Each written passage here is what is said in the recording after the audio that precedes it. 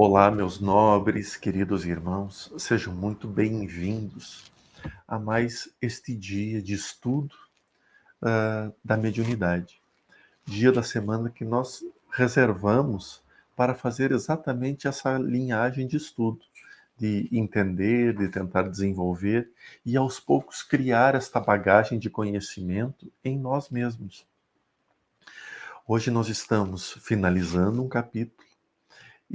Mas antes de entrarmos no assunto propriamente dito, né, Robson e eu, gostaria de convidá-los a fazermos uma prece juntos, de início de trabalho, de início de dia, e assim estarmos mais focados no estudo.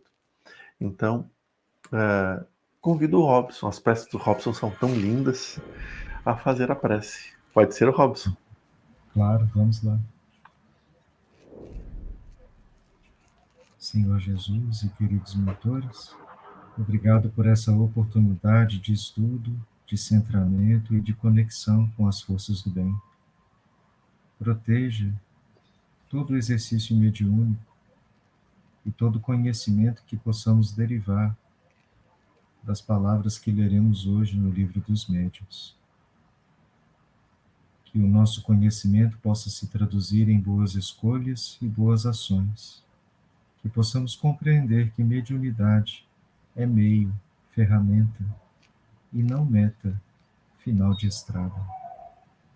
Que sempre em nossa mente esteja claro que o objetivo final é o burilamento do nosso espírito, o equilíbrio dos nossos sentimentos e emoções, e que a mediunidade, como todas as outras ferramentas mentais, são instrumentos para a nossa evolução. Auxilie-nos, fica conosco durante a tarefa de hoje, Senhor, que assim seja. Que assim seja. Que assim seja. Estamos terminando este capítulo, né, o capítulo 14, que é destinado aos médiuns. Claro que nós já estávamos olhando qual seria o conteúdo que seguiríamos e vamos seguir agora um pouco na ordem dos capítulos, porque todos eles abordam sobre essas questões mediúnicas. Mas isso é assunto para a próxima semana, não para essa. E essa, nós hoje vamos falar sobre médiuns pneumatógrafos, que é uma mediunidade mais rara, mas que também está ligada à parte da psicografia. E o Robson trará para nós a leitura e depois a gente faz o nosso comentário e um apanhado geral. Joia. Então é o item número 177 da seção número 8 do capítulo 14 do Livro dos Médiuns, parte 2ª. Damos esse nome aos médiuns aptos a obter a escrita direta, o que não é possível a todos os médiuns escreventes. Essa faculdade é, até o presente momento, bastante rara.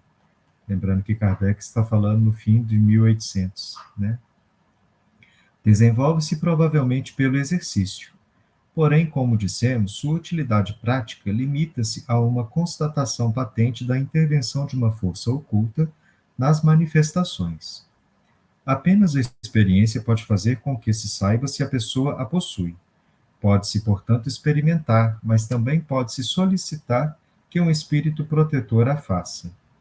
De acordo com o maior ou menor poder do médium, obtém-se simples traços, sinais, letras, palavras, frases e até mesmo páginas inteiras.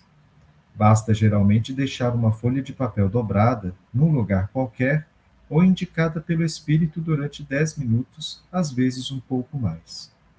A prece e o recolhimento são condições essenciais. É por isso que se pode considerar impossível a obtenção de alguma coisa numa reunião de pessoas pouco sérias e que não estejam animadas de sentimentos simpáticos e benevolentes. Veja a Teoria da Escrita Direta no capítulo 8, Laboratório do Mundo Invisível, questões número 127 e seguintes, e capítulo 12, Pneumatografia ou Escrita Direta, Pneumatofonia. Trataremos de maneira especial os médiuns escreventes nos capítulos seguintes.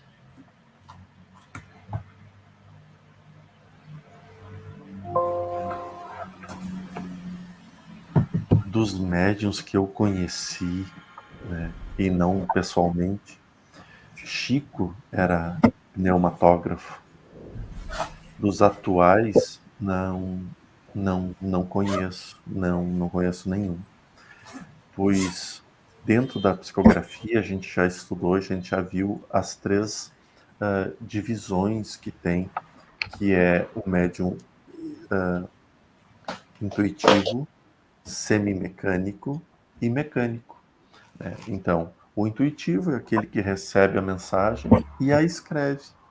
Então, nesse tipo de mensagem, terá sempre muitas verdades, porque é comunicação espiritual. Mas esta comunicação espiritual, ela se dá com o colorido do médium, pois o médium recebe, interpreta e escreve, né? É quase como aquela brincadeira que nós fazíamos no telefone sem fio. Alguém vem, te conta a história e tu repassa a história, né? E a gente pode observar que ao longo dessa trajetória de história, às vezes a história chega distorcida no final do caminho do telefone sem fio, né? Porém, não é um caminho muito longo. Após a primeira informação já vem a escrita. Então, ela se consegue se manter muito íntegra no seu caminho. A, a, a psicografia, que é semimecânica, né, ela já tem uma possibilidade de o médium não interferir na mensagem, pois a mensagem ela vem diretamente à consciência do médium, que só tem acesso enquanto vai escrevendo. Por exemplo, aqui, dá-se o nome aos médiums aptos, conforme ele vai escrevendo, esse dá-se aos médiums aptos a obterem, ele vai recebendo a mensagem, ele vai lendo a mensagem, mas ele não tem acesso à informação antes da escrita. Já o médium mecânico, né, a psicografia mecânica, a qual Kardec a classifica dessa forma, esta forma de mediunidade ela é muito mais profunda ainda, pois o médium entra em um estado de transe, ou como Kardec usa, de um estado sonambúlico, aonde ele perde a consciência e o espírito escreve, e da qual o Chico trabalhava também, e Edivaldo e tantos outros médios hoje que nós conhecemos. Inclusive em situações como essa de espíritos mecânicos, ele pode escrever em qualquer língua, mesmo principalmente a língua que não é do médium, ou às vezes escrever duas cartas ao mesmo tempo, usando as duas mãos, pois não necessita mais do conhecimento e do desenvolvimento orgânico do médium, e sim da sua faculdade mediúnica, né? E aí o médium só tem acesso à mensagem transmitida depois que o transe mediúnico termina. Ou seja, é quase como se ele entrasse em sono profundo. Ele entra em estado de sono e, aspas, dorme enquanto o corpo trabalha pelas entidades espirituais, pelos mentores, pelos guias, pelos espíritos comunicantes. E após terminar o trabalho, ocorre o desacoplamento e então o médium tem acesso às informações que foram passadas. Esses três tipos de mediunidade, ela também se dá na psicofonia, que é a possibilidade, a capacidade de médiuns de dar comunicação verbal. Tem a intuitiva, né, que são os médiuns sensitivos, geralmente, que fazem. Tem a semimecânica, que o médium tem acesso à informação após a informação ser dita. E tem um médium inconsciente. Esse é o termo usado para psicofonia, perdoe. O médium inconsciente. E o médium inconsciente, ele só tem acesso após que termina o mesmo transe. E ele voltando do seu estado de sono, né? E então, o corpo cansado, porém o espírito sem saber muito o que ocorreu, por se tratar de ser orientações espirituais. Os pneumatógrafos, eles têm uma capacidade ainda mais rara. Por exemplo, veja que aqui Kardec te coloca de deixar a folha dobrada, e a folha não fica com o médium. ectoplasma do médium que gera a possibilidade dos espíritos escreverem diretamente, né? Então, esta é a grande diferença. Por isso, Kardec a classifica como uma mediunidade rara, né? E mesmo assim, precisamos lembrar com muito carinho aquilo que o Robson nos trouxe antes. Temos que levar em consideração que Mediunidade Rara foi escrita por Kardec em 1800 e lá vai pedradas, né? E nesse período, as mediunidades todas eram muito mais raras. Mas, porém, passíveis de serem estudadas, acompanhadas e direcionadas, pois a Kardec foi dado, sim, a possibilidade dele ter o convívio com as inúmeras formas de manifestações mediúnicas. E estas manifestações muito importantíssimas, pois elas representavam, sim, todo o apanhado de estudo e de aprendizado que os espíritos precisavam trazer para um codificador e logo a Kardec. Então, ele teve acesso a conhecer inúmeros médiuns das mais diferentes formas de manifestações mediúnicas. Por esta forma, muitas vezes ele classificava algumas como sendo raras, que são raras até hoje, mas com certeza as suas manifestações mais presentes do que outrora. Ao mesmo tempo que hoje nós temos desenvolvido o nosso intelecto de uma forma muito mais ampla do que era naquele período. Mais ampla no sentido de estarmos com o pensamento muito mais livre do mundo espiritual. De nós não termos mais que ter comprovações da existência do mundo espiritual, do mundo físico. Então, muitos empecilhos que Kardec encontrava lá no surgimento da doutrina dos espíritos, das manifestações, hoje não são mais obstáculos e não são nem barreiras. As barreiras que encontramos hoje é a divergência inúmera que existe entre nós acreditarmos que isto é, aquilo não é, isto é uma verdade, aquilo não é uma verdade. Ou seja, muito mais uma briga política, né, entre religiões, entre crenças, do que propriamente dita não acreditar no mundo dos espíritos. Então, nesse ponto, o nosso intelecto ele cresceu por demais.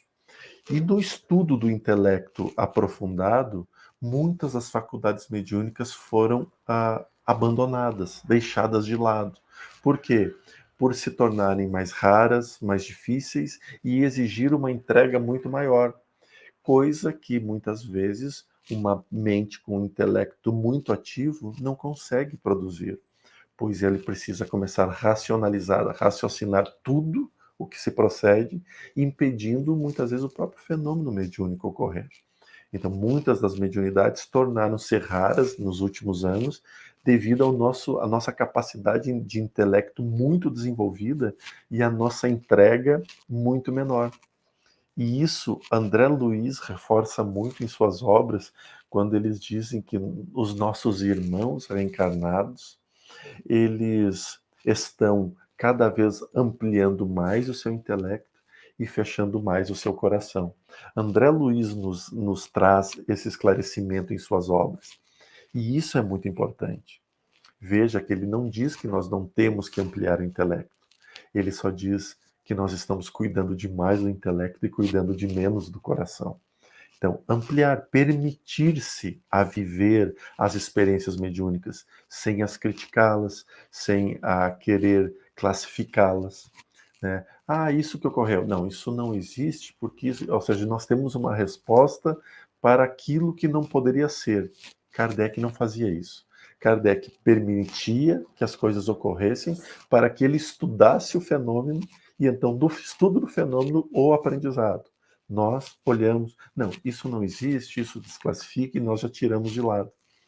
Muitas vezes é isso que tem ocorrido com nós. Com o coração mais abrandado, mais alargado, nós olharíamos, não, mas se isso ocorreu uma vez, duas vezes, então nós precisamos dar uma atenção, precisamos olhar com mais carinho. E assim nossas faculdades voltariam àquele desenvolvimento. Robson, falei 14 minutos sem parar, Robson. Quase isso, né? Porque teve a prece e a leitura. Mas você é craque em falar bastante. Então eu sei que foi moleza. Mas eu E acho que esse final é perfeito, né? Médium uhum, é meio, né? Mediunidade é meio entre o plano extrafísico e o plano físico, né? Então a gente tem que entender isso. Ela não é o final da história. Se a gente estuda ela como se ela fosse a finalidade, a gente está deturpando até a própria natureza da mediunidade, né? uhum. É, e esse capítulo, ele foi um capítulo todo especial, né? Porque a gente acabou fazendo um apanhado geral de todos os médiums, né? Das principais faculdades mediúnicas. Nós começamos com os médios de efeitos físicos, depois a gente mudou para os sensitivos e impressionáveis, que é uma das formas de mediunidade que mais se manifesta. Aí chegamos nas mediunidades muito conhecidas, famosas e desejadas, que é os médiuns audientes e os médiuns falantes, né? E fica muito claro que eu sou um médium falante, né? Não só por falar bastante, mas também pela psicofonia, né? Que é uma das faculdades que exige a Porque os fala. mentores também são bem falantes, né? Também são. É que quando junta fome com a vontade de comer, tá feito o estrago. Daí logo em seguida a gente estudou um outro caminho que é muito interessante, que eu gosto muito, que é os médiuns videntes. Até para desmistificar aquele conceito de que ele é vidente e como se prevê o futuro. E a vidência não tem nada de prever o futuro. A vidência tem de enxergar, de ser clarividente, clareaudiente, ou seja, ter uma visão clara, ter uma audição clara, né? E não prever coisas. Então foi muito bacana nesse período para a gente poder desmistificar muitos. Aí vem aquela parte que diferencia muitos dos médiums, né? Tanto dos escreventes quanto dos médiums falantes, que é o estado sonambúlico, ao qual Kardec nos traz e nos trouxe as explicações. O transe sonambúlico, ou seja, ou para nós, o transe mediúnico, como nós hoje conhecemos, né? É o estado da inconsciência. Uma das faculdades muito bonitas também que nós conhecemos neste período de estudo, que a gente viu muito bem retratada através do filme de José Arigó, né? Curando através de Dr. Fritz, como inúmeros outros médiums ao longo da história, com os trabalhos de cirurgias espirituais, ou simples com o fato da imposição de mãos, como muitos benzedores, benzedeiras de cidades do interior que fazem isso através do magnetismo. E aí nós entramos nos médiuns curadores, que foi semana passada, e esta terminamos com os médiuns pneumatógrafos, né? Que é uma das áreas que envolve muito o, também os médiuns escreventes, porque é um dos segmentos dos médiuns escreventes. Nossa tarefa agora é, diante deste conhecimento, tentar ver assim, qual dessas faculdades, não que você tenha desenvolvido, né, ou que você tenha desenvolvido, mas qual delas você consegue enxergar pequenos traços em ti. E, por exemplo, ali dos médios impressionáveis e sensitivos. Todos nós somos impressionáveis e insensitivos. Nós temos impressões e percebemos, né, essas coisas do movimento espiritual. Em que momento você se recorda de alguma manifestação mediúnica? Nos sonhos, durante o dia, na intuição, o que a intuição pode ser também os médiuns audientes, né, porque vem pela voz interna. Ou seja, aonde que em algum momento a mediunidade se manifestou em ti. E assim a gente já começa a ver que este conhecimento tem uma visão de olhar, tá, agora que eu sei, em mim, aonde que está reverberando isso? Onde que está se manifestando? Porque todos nós temos um pouco. Eu achei muito engraçado hoje, Robson, né? Eu estava aqui no banheiro, né, estou na casa dos meus pais, e meus filhos estavam exatamente aqui onde eu estou. E a janela do banheiro é do lado aqui, então o meu filho, porque ambos estão enxergando, né? Meus dois pequenos enxergam. E eu tenho que tomar um cuidado muito grande para não excitá-los a visão e não impedir a visão deles. Então eu tenho que ser muito neutro, muito educado e, acima de tudo, muito maduro ao passar as ideias a eles. Mas eu achei uma graça assim que o meu filho Pedro disse: Você viu a quantidade de espíritos que tem aqui? Aí a Isabela disse: Não, aonde que tu viu? E, e aí o Pedro: Você não viu? Tem muitos espíritos aqui. A Isabela: eu vi alguns. Os dois conversando, uma criança de 9 anos e uma criança de 5 anos, tendo essa conversa. Eu não posso chegar ali e ficar dizendo, por exemplo, as minhas visões, porque isso eu estaria incentivando. E não é o momento do incentivo. O momento é apenas: o que vocês estão vendo? Aí eu educá-los em cima daquilo que eles estão vendo, né? E não colocar novas visões. Então eu achei muito engraçado isso, né? Porque tive uma aula de mediunidade em crianças hoje cedo que foi muito bonito. De mediunidade e de pedagogia também, né? Ótimo. E então finalizamos assim este capítulo tão bonito, que é o capítulo 14 do livro dos Médiuns. E da próxima semana a gente adentra ao capítulo 15, aonde o capítulo todo é voltado só para médiuns escreventes e médiuns psicógrafos, né? Ou seja, uma mediunidade voltada completamente para um tipo de mediunidade que é muito conhecida, que é muito usada e, e que vai trazer muitas coisas boas, principalmente até em função desse projeto que nós uh, temos aqui no portal, que é as cartas consoladoras. Então a gente vai ver dos médiuns mecânicos, que eu já citei, dos intuitivos, dos semimecânicos, dos inspirados ou involuntários e dos de pressentimentos. Muito bacana, e a gente vai estudar ao longo das semanas com vocês e aguardamos todos vocês. Um abraço gigantesco, meus irmãos. Fiquem com Deus.